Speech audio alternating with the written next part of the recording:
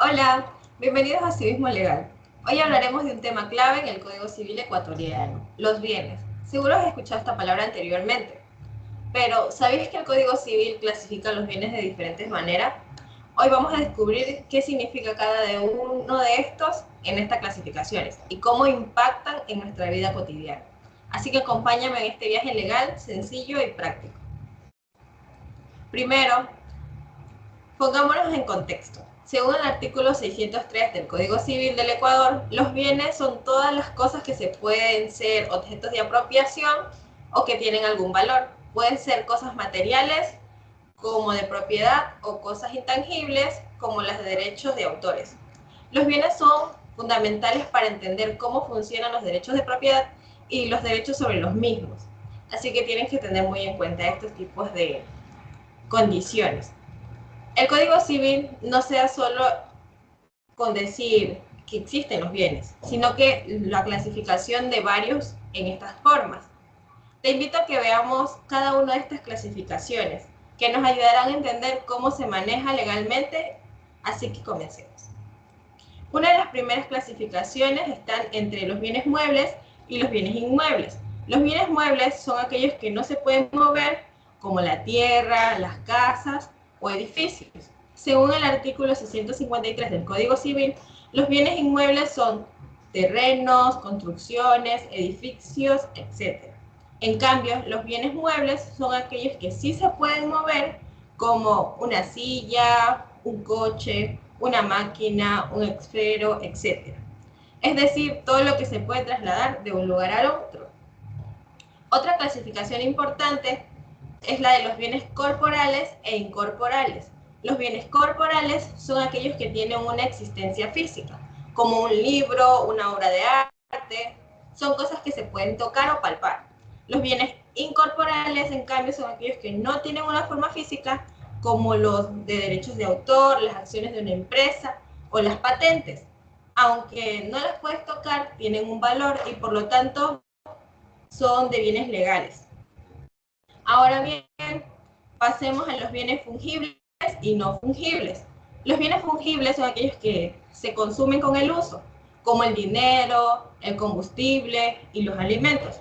Por ejemplo, cuando usas dinero, ese dinero deja de existir como tal porque se convierte en otra cosa. Un ejemplo sería cuando vas a la tienda o un centro comercial y quieres adquirir alguna de las cosas que hay en el supermercado. Puede ser una cola. Quieres comprar una Coca-Cola. Al entregar tu dinero, lo que recibirás será el producto. En cambio, los bienes fungibles son aquellos que no se consumen, como un coche, una obra de arte, una propiedad. Aún así, aunque los uses en este caso, siguen siendo lo mismo. Porque un ejemplo sería al que tu carro le esté fallando alguna pieza o alguna parte de él. Al cambiárselo, el carro sigue siendo lo mismo, sigue siendo un carro. Otra clasificación está entre los bienes principales y los bienes accesorios. Los bienes principales son aquellos que existen por sí mismos, como una casa o un coche. Los bienes accesorios, en cambio, dependen de un bien principal para existir. Un ejemplo serían los muebles de una casa. Necesitan la casa para poder existir los muebles. O las herramientas de trabajo. Necesitas que haya un trabajo o algo por arreglar para que las herramientas lleven a cabo su función. Si la casa se vende, los muebles podrían ser vendidos con ella también. Eso tienes que tenerlo muy en cuenta. Otra clasificación es los bienes consumibles y no consumibles. Los bienes consumibles son aquellos que se agotan con su uso, como el gas, los alimentos, y los no consumibles vienen a ser aquí los libros, las herramientas, ya que estos siguen existiendo aunque se usen. Otra clasificación son los bienes divisibles e indivisibles. Los bienes divisibles son aquellos que no se pueden dividir sin perder su valor, como una propiedad. Se puede ser fragmentada en varios terrenos. Los bienes indivisibles, en cambio, son aquellos que no se pueden dividir sin alterar su valor, como una obra de arte, una joya. Si la divides, deja de ser lo que eran o su valor disminuye al ser modificadas. Otra de las clasificaciones son los bienes públicos y privados. Los bienes públicos pertenecen al Estado y no pueden ser vendidos como los parques o las carreteras. Los bienes privados son aquellos que pertenecen a un individuo, empresa o entidad privada. Estos pueden ser vendidos, heredados, transferidos como se desee en este caso. Una de las clasificaciones para culminar serían los bienes de dominio público y de privacidad privada o de propiedad privada. Los bienes de dominio público no se pueden vender ni enajenar, como los ríos, las costas, ya que estas son inalienables, mientras que las propiedades privadas sí se pueden vender en este caso. Al saber ya esto, creo que te surge una interrogante. Entonces, ¿por qué es tan importante saber esto sobre las clasificaciones de los bienes? Bueno, te comento que es importante ya que por saber este tipo de clasificación de los bienes que tengas, las reglas para usarlos o transferirlos, venderlos, pueden cambiar. Por ejemplo, si tienes una propiedad o una inmobiliaria, es esencial que se registre correctamente.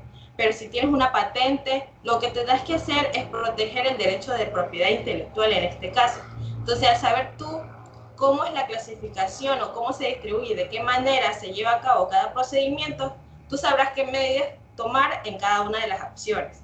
Además, en situaciones como herencia, divorcio, disputas legales, la clasificación de los bienes también incluye cómo se repartirá entre las partes involucradas en este caso.